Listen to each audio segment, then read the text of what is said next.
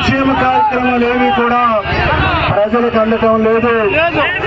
ఈ వైసీపీ ప్రభుత్వంలో ఎక్కడ చూసినా అవినీతి, దోపిడీ విపరీతంగా పాలకొండ నియోజకవర్గంలో పెరిగిపోయింది.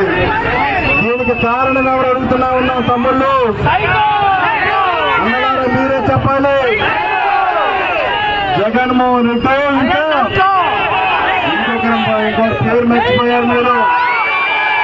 అదేంటే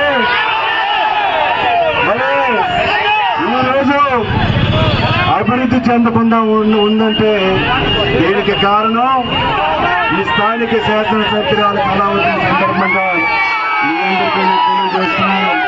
ఖచ్చితంగా మనందరం కూడా ఏకమై ప్రతి ఒక్క జన సైనికుడు, ప్రతి ఒక్క తెలుగుదేశం